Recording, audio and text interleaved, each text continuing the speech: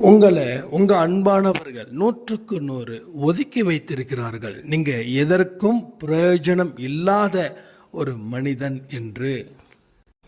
தகுதியும் திறமையும் சாயப்பாவுடைய ஆசீர்வாதமும் இருந்தால் மட்டும்தான் நல்ல விஷயங்கள் உங்கள் கண்ணில் படும்.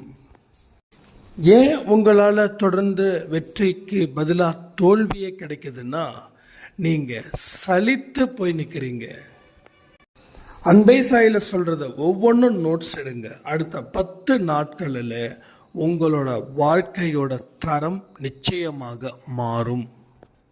வாழ்க்கையில் வெற்றியை ருசிக்கணும், வாழ்க்கையில் மற்றவர்கள் என் முன் சரணடையணும் அப்படின்னா இந்த பதிவில் சொல்லப்பட்ட அத்தனை விஷயத்தையும் நீங்கள் முழு மனதோடு ஏற்றுக்கொண்டாலே அது நடக்கும்.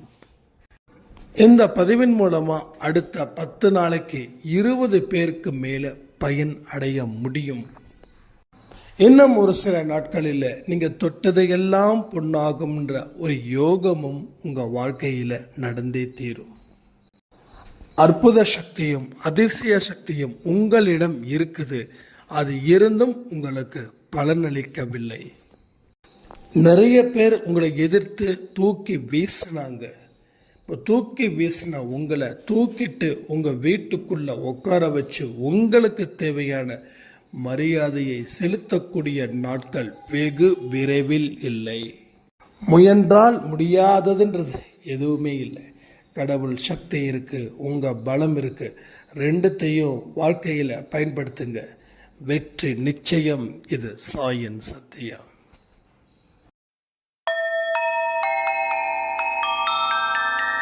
ஓம் சாயிரா சாயிரா, ஓம் சாயிரா சாயிரா, ஓம் சாயிரா சாயிரா, அன்பே சாயிரா, பேரன்பே சாயிரா, அகிலம் தளிக்க ஆத்மா விழிக்க அனுதினம் சாயிரா, எங்கள் அன்பே சாயிரா.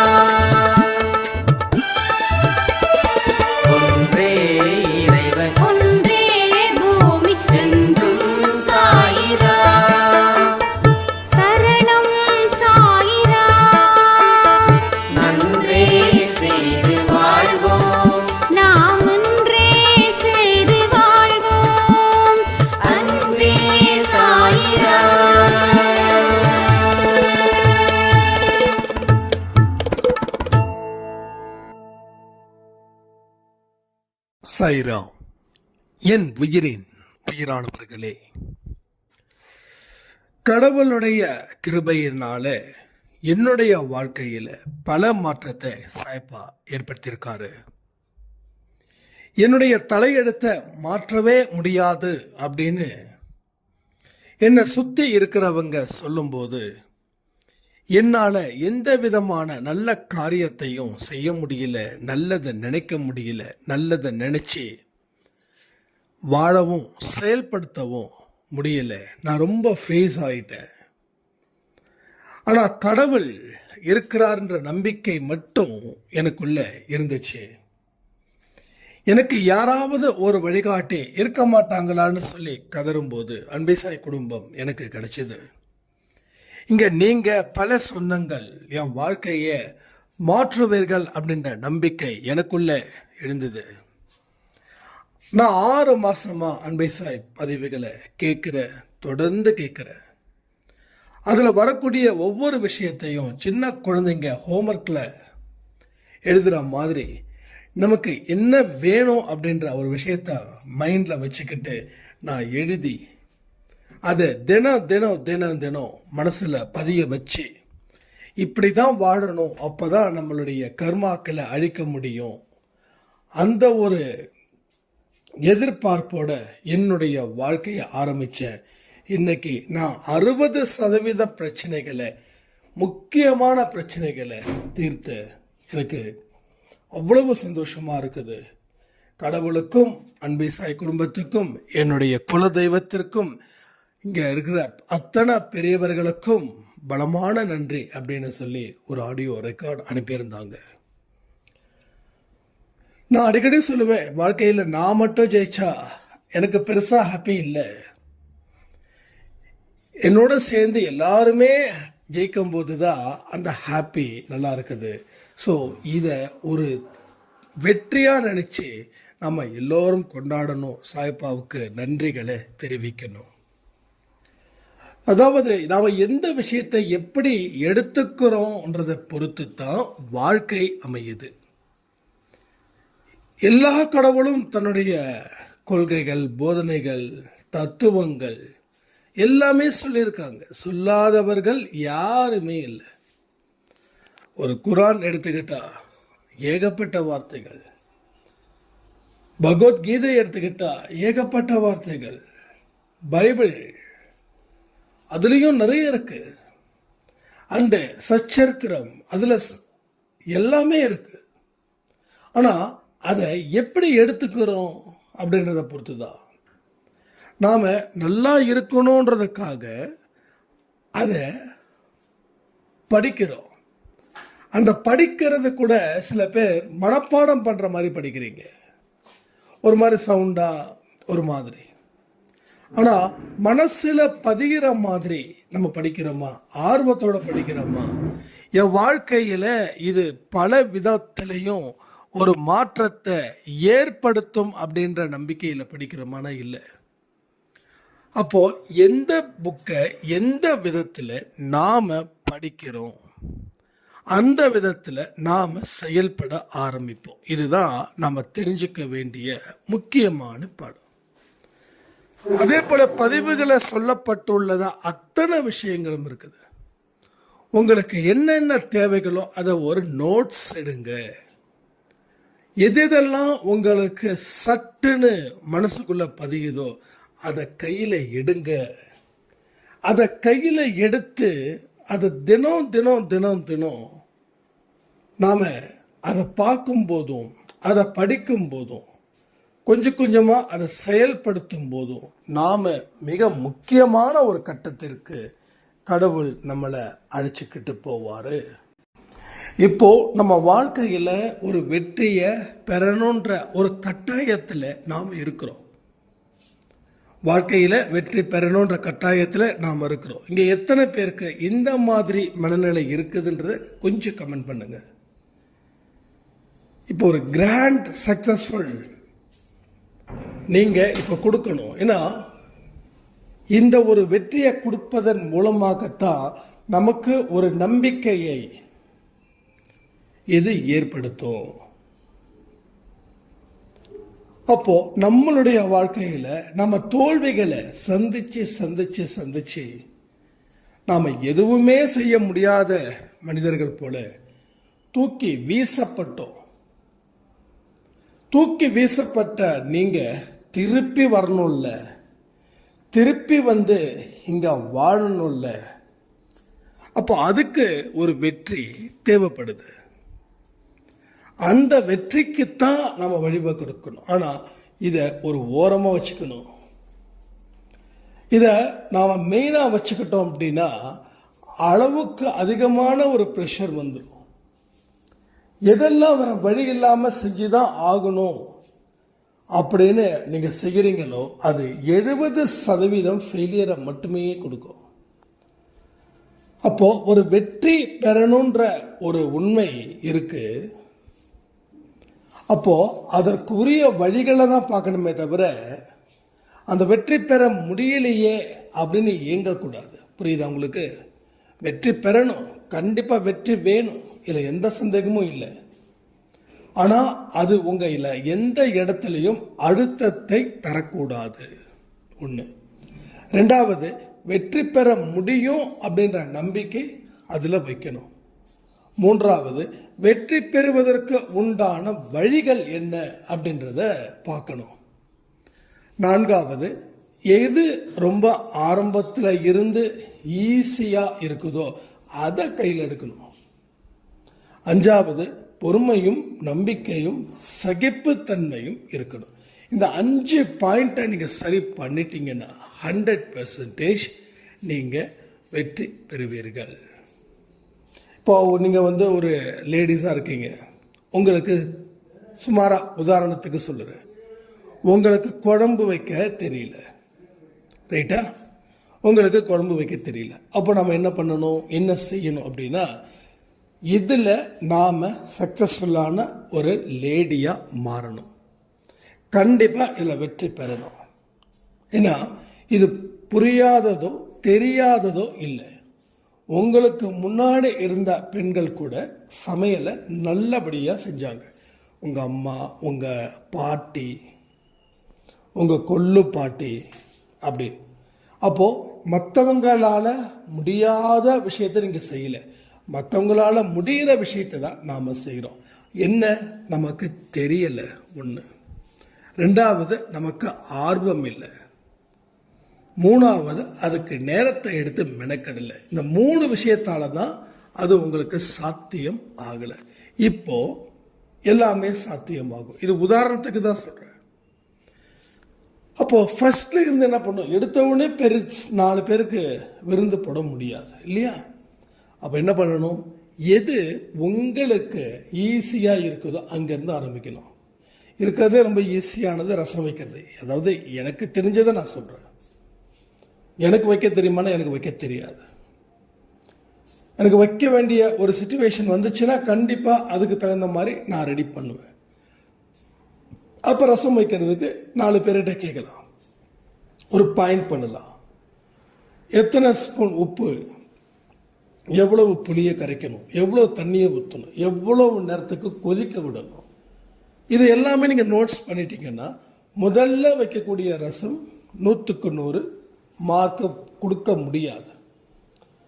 அப்போது 4 தடவை 5 தடவை வைக்கும்போது நமக்கு ரசம் நல்லா வைக்க தெரியும். இப்போ இது வரைக்கும் நமக்கு வைக்க தெரியாத ஒன்று வைக்க ஆரம்பிச்சிட்டோம். ஸோ இது மூலமாக ஒரு வெற்றிக்கு ஒரு படிக்கட்டை, ஒரு வெற்றின்ற படிக்கட்டை முதல் படியை தொட்டுட்டோம். இந்த முதல் படியை வெற்றி அடைஞ்சாச்சு.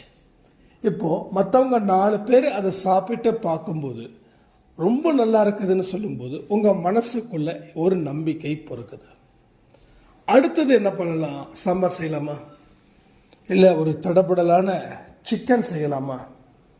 அப்போ அந்த சிக்கன் செய்கிறதுக்கு எவ்வளோ நேரம் வேகணும், என்னென்ன விஷயங்கள் செய்யணும், எவ்வளோ மிளகாத்தூள் போடணும், காரசாரமாக செய்யணுமா இல்லை தேங்காய் ஊற்றி செய்யணுமா?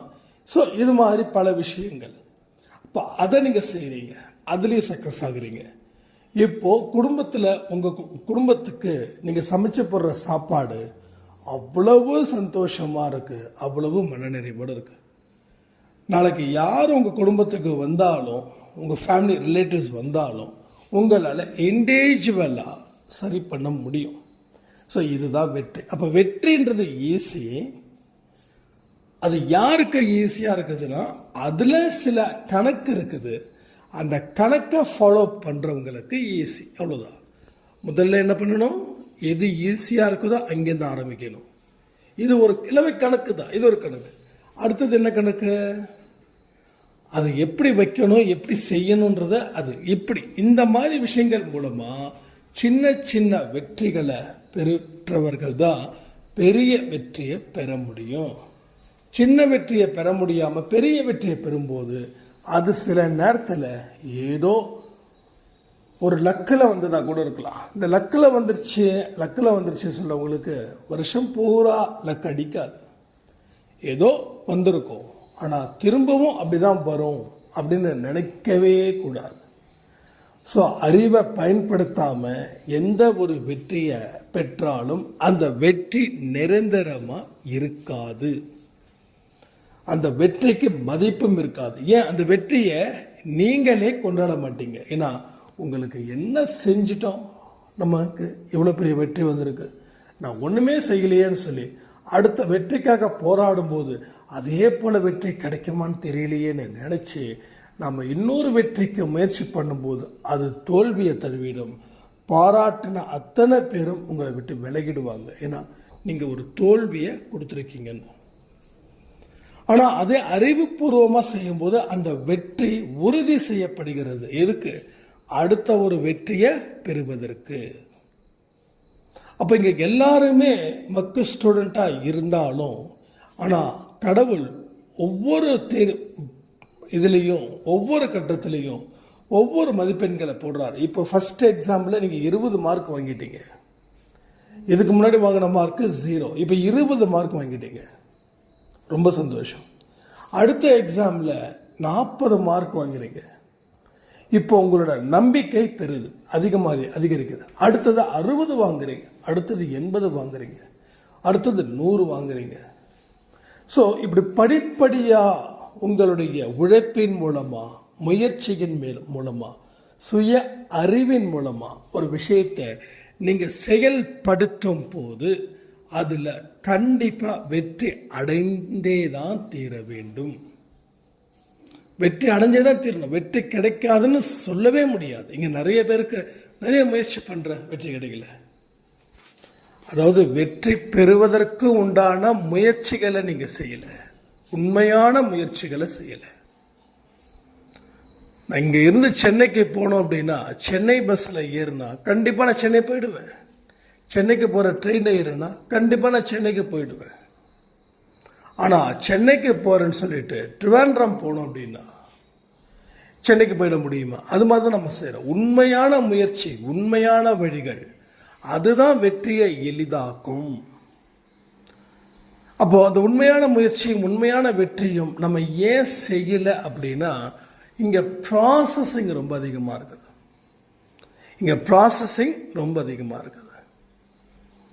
அப்போ அந்த ப்ராசஸிங்கை பார்த்து, அதாவது அதற்கு உண்டான செயல்படும் திறனை சொல்கிறேன். ப்ராசஸிங்கிற செயல்படும் திறன். அப்போது அந்த செயல்படுவது ரொம்ப லார்ஜாக இருக்குது. ஒரு 10, 20, 25 விஷயங்களை செய்ய வேண்டியதாக இருக்குது. அந்த ப்ராசஸிங் பார்த்துட்டு நம்ம என்ன பண்ணுறோம், இந்த மாங்காய் புளிக்கும் அப்படின்னு சொல்லிடுறோம்.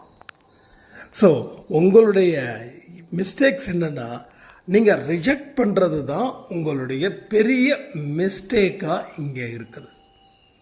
ஸோ நீங்கள் ரிஜெக்ட் பண்ணாமல் அதை அக்செப்ட் பண்ணிக்கிட்டு, அந்த அக்செப்டன்ஸ் மூலமாக ஸ்டெப்ஸை போட்டிங்கன்னா, ஒரு ஸ்டெப்ஸ்லேயும் உங்களுக்கு உங்கள் உழைப்பிற்கு ஏற்ற ஒரு மதிப்பெண் இருக்குது.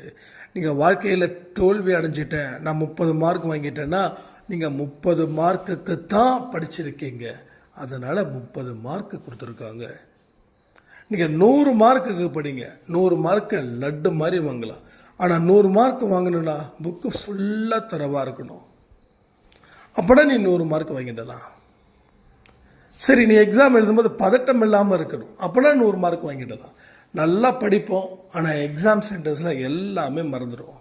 ஒரு கேள்வி இதுதானே அப்படின்னும் போது ஸ்ட்ரக் ஆகும்போது உடம்பெல்லாம் வேர்த்துடும். ஸோ ஏற்கனவே ஈஸியாக முடிக்க வேண்டிய பகுதிகளையும் நாம் கோட்டை விட்டுடுவோம். ஸோ மனசில் பயமும் மனசில் பதட்டமும் ஒரு மனுஷனுக்கு இருக்கிற வரைக்கும் அவனால் எதையுமே உருப்படியாக செய்ய முடியாமலே போயிடும். ஸோ நான் லாஜிக்கை வச்சு வாழணும்னு நினைக்கிறேன். மேஜிக் எந்த இடத்துலையும் பயன்படாது. ஸோ லாஜிக்கலி என்னவோ அதை மட்டும் செய்யுங்க. உங்களால் என்ன முடியுமோ அதை முதல் படியில் எடுத்துகிட்டு வாங்க, அடுத்த படியில் அடுத்ததை பார்க்கலாம். ஸோ வெற்றி பெற்ற உடனே உங்கள் மனநிலையில் மிகப்பெரிய நம்பிக்கை ஏற்படும். இப்போது அந்த சின்ன வெற்றி எதுக்காகனா, அந்த நம்பிக்கை இருப்பதற்காக.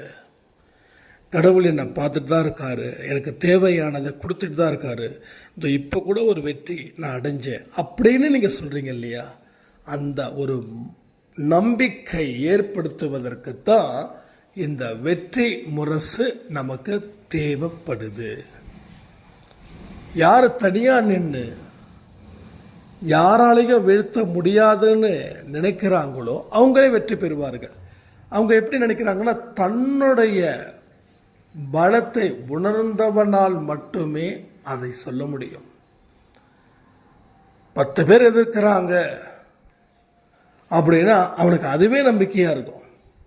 இப்போ என்னை எதிர்க்க நான் ஒருத்தன் அப்படின்னும் போது, என்னை எதிர்க்க ஒருத்தன் வந்துட்டா நம்ம கொஞ்சம் பயப்படுவோம். ஆனால் என்னை எதிர்க்க 10 பேர் அப்படின்னும்போது அப்போ நமக்குள்ள ஒரு சக்தி அங்கே பிறக்கும். அப்போ ஒருத்தவன் எதிர்த்தா நீ முன்னுக்கு வர முடியாது, நீ இது பண்ணுவ. அப்போ 10 பேர் உன்னை அடித்தாதான் உன்னை தடுக்க முடியும் அப்படின்னு. ஸோ எல்லாமே பாசிட்டிவாக திங்க் பண்ணி பாருங்கள். உங்கள் குடும்பத்தில் உங்களை 4 பேர் ஒதுக்குறாங்க, எதிர்க்கிறாங்க அப்படின்னா நீங்கள் கவலையே பட வேண்டாம். உங்ககிட்ட ஏதோ ஒரு திறமை ஒன்று இருக்குது. அந்த திறமையை நீங்கள் கண்டுபிடிச்சிட்டீங்க அப்படின்னா அந்த 4 பேரும் உங்ககிட்ட சரண்டர் அடைஞ்சிருவாங்க. நல்லா யோசிச்சு பாருங்களேன். வெற்றி பெற்ற மனுஷங்க கிட்ட ஒருத்தன் தலை குனிஞ்சு நிற்பான். ஏன்னா வெற்றிக்கு அவ்வளவு ஒரு மகத்துவமான சக்தி அங்கே இருக்குது. அந்த சக்தி உங்களுக்கு வேண்டாமா? நீங்கள் மனிதர்கள்கிட்ட சரணடையணுமா, மனிதர்கள் உங்ககிட்ட சரணடையணுமா? 2ல் எது வேணும்? நான் ஓப்பனாக கேட்குறேன், நீங்கள் சொல்லுங்கள். ஏன்னா உங்களுடைய ஆசைகளை என்றைக்குமே அதை போட்டு புதைக்க வேண்டாம். இன்னொன்று, நம்மளால் முடியாததுக்கு தத்துவத்தை நிறைய மனுஷங்க பேசுவாங்க. அந்த மாதிரியான மனுஷங்களாக நீங்கள் மாற வேண்டாம். அதாவது எனக்கெல்லாம் ஆசைலாம் இல்லைப்பா, எனக்கு நான் நல்லா இந்த வாழ்க்கையே போதும்பா அப்படின்னு நீங்கள் உண்மையாக சொல்கிறீங்களா? இல்லை நீங்கள் அந்த வெற்றியை பெற தகுதி இல்லாதவர்களாக இருக்கிறதால உங்களை காப்பாற்றிக்க அந்த வார்த்தையை சொல்கிறீங்களா? எல்லாருமே நான் ஆசைப்பட சொல்லலை, ஆனால் ஆசை இருக்கு வெற்றி பெறணும்னு. அது நடக்கலை. அதை நடப்பதற்கு எந்த முயற்சியும் என்னால் எடுக்க முடியலை. அதனால் நான் வேண்டான்னு சொல்லிட்டேன். இந்த 2ல் எந்த வகைன்னு நீங்கள் கண்டுபிடிங்க. ஏன்னா ஒவ்வொரு விஷயமும் நுணுக்கமாக ஆராய்ச்சி பண்ணும்போது தான் நாம் அதில் இருந்து எப்படி மீளப்போகிறோம் அப்படின்ற ஒரு வழியையும் கடவுள் உங்களுக்கு காட்சிப்படுத்துவார். அப்போ இதில் உங்களுடைய மனநிலை எப்படிப்பட்டதாக இருக்குதுன்னு நீங்கள் நடிக்க ஆரம்பிச்சிட்டிங்கன்னு வச்சுக்கோங்களேன். அதெல்லாம் நான் ஆசைப்படலை அப்படின்னு உங்கள் மனசுக்குள்ளே தீராத ஆசை ஒன்று இருக்கும்.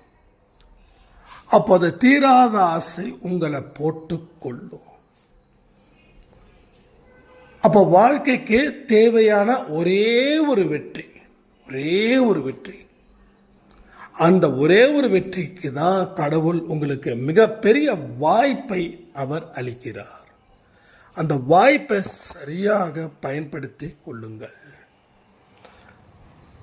வாழ்க்கையில் வாய்ப்புகள் வரும்னு சொல்லி கதவை திறந்து போட்டு உட்காந்துட்டு இருந்தால் வாய்ப்புகள் வந்துடுமா? ஆனால் வாய்ப்புகளை நீங்கள் உருவாக்கணும். நீங்கள் தான் மற்றவர்களுக்கு நீங்கள் எவ்வளவு தேவை அப்படின்றத உருவாக்கணும். மற்றவர்களுக்கு உங்கள் தேவைகள் எவ்வளவோ அந்த அளவுக்கு அவர்கள் உங்களுக்கு மதிப்பையும் மரியாதையும் தருவார்கள். மற்றவர்களுக்கு நீங்கள் தேவை இல்லைன்னா ஒரு எக்ஸ்ட்ரா லக்கேஜ் அதை தூக்கி போட முடியாது. அப்படியே ஒரு ஸ்லாப் மேலே அடுக்கி வச்சுருப்போம். அந்த மாதிரி நாம் இருக்கக்கூடாது. அப்போது உங்களால் என்னென்னலாம் செய்ய முடியுமோ, உங்களை எந்தெந்த வகையில் சந்தோஷமாக வச்சுக்க முடியுமோ அந்த வகைகளை மட்டும் உங்கள் கவனத்தை தயவு செய்து ஈர்த்து கொள்ளுங்கள். ஏன்னா இது ஒரு அருமையான அற்புதமான ஒரு களம். இந்த களத்தில் நீங்கள் சண்டையிட்டு வெற்றி பெறுவதற்கு உண்டான அத்தனை தகுதிகளும் திறமைகளும் உங்களுக்குள்ளே இருக்குது.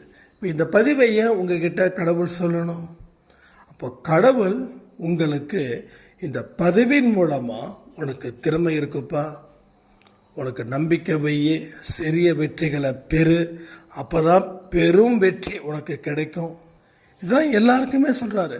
உலகத்தில் எத்தனையோ கோடி மக்கள், அத்தனை கோடி மக்களுமா அன்பை சாய்க்காக காத்திருந்து செய்கிறாங்க? இல்லை, கடவுளுக்கு யாரெல்லாம் விருப்பப்படணுமோ அவர்கள் இந்த முழு பதிவை கேட்க வேண்டும் அப்படின்ற அவருடைய எண்ணம் தான் இது. ஆனால் நான் சொல்கிறது போல் அன்பை சைலட்ஸ் லாங் ப்ராசஸிங், அதனால் அப்புறம் பார்த்துக்கலான்னு சொல்லி நீங்கள் தூக்கி வச்சிங்கன்னா உங்களுடைய பாரம் என்றும் குறையாது. உங்களோட தோல்விகள் என்றைக்குமே தடுக்க முடியாது. அவமானத்தை வேறு வழி இல்லை. நீங்கள் அவர்கள் முன்னாடி மண்டியிட தான் வேண்டும். ஏன்னா நீங்கள் லாங் ப்ராசஸ்ன்னு சொல்லி எல்லா விஷயத்தையும் நிறுத்தி வச்சிட்டதால உங்களை அவர்கள் அந்த கண்ணோட்டத்தில் தான் பார்ப்பார்கள். இன்றைக்கி அந்த சாய்ராம் சொல்லும்போது அவ்வளவு ஹாப்பியாக இருந்தது. அந்த சம்பவம் உங்கள் வாழ்க்கையிலையும் நடக்க வேண்டும். ஸோ அதில் முக்கியமான பாயிண்ட்ஸை நோட்ஸ் எடுங்க. நோட்ஸ் எடுத்து அதை திரும்ப திரும்ப படிங்க. என்ன செய்யணுமோ அதை எந்த இடத்துலையும் செய்யாமல் இருக்காதீங்க. திரும்ப திரும்ப திரும்ப திரும்ப செய்வதன் மூலமாகத்தான் ஒரு கடினமான வேலை கூட ஒரு எளிய பயிற்சியாக மாறுது. நான் அடிக்கடி சொல்லுவேன், வீட்டில் இருக்கக்கூடிய அம்மாக்கள் காலையில் எழுந்ததில் இருந்து நைட்டு வரைக்கும் உடம்பு சரியில்லை அப்படின்னாலும், சரியாக இருந்தாலும், ஒரு ஃபங்க்ஷனுக்கு போனாலும், இல்லை வேறு ஏதாவது ஒரு காரியத்துக்கு போனாலும் தன்னுடைய கணவனுக்கும் மனைவிக்கும் இதை தன்னோட கணவனுக்கும் தன் பிள்ளைகளுக்கும் மாமனாருக்கும் மாமியாருக்கும் செய்ய வேண்டிய கடமைகளை செய்வாங்க. காலையில் 5 மணிக்கு எழுந்திருச்சு வீட்டில் கோலம் போடுறதுல இருந்து அந்த நைட்டு இரவு பாத்திரத்தை விளக்கி தூங்குற வரைக்கும் இடையில் ஒரு 1/2 மணி நேரம் ரெஸ்ட்டாக இருக்கும். அந்த நேரத்தில் அவங்க ஏதோ லைட்டாக தூங்குறதோ இல்லை டிவி பார்க்குறதோ இருக்கும். ஆனால் ஆண்களுக்கு அந்த பிரச்சனை இல்லை. லீவு போட்டால் காலையிலேருந்து நைட்டு வரைக்கும் ஹாப்பி என்ஜாய் பண்ணுவாங்க. பட் அந்த பெண்ணுக்கு எப்படி அது ஈஸியாக இருக்குதுன்னா ஆரம்பத்தில் கஷ்டம்தான். ஆனால் போக போக என்னுடைய குடும்பத்தை நான் பார்க்காம வேறு யார் பார்ப்பாங்க அப்படின்னு அதை நினைக்கும்போது, குடும்பத்து மேலே அன்பு வைக்கும்போது அவங்க செய்யும் வேலை கூட ரொம்ப எளிதாக்கப்படுகிறது. ஸோ பழக பழக எல்லாமே உங்கள் வசம் வந்துடுன்னு சொல்லி இந்த பதிவை நான் முடிக்கிறேன். ஜெய் சாய்ராம்.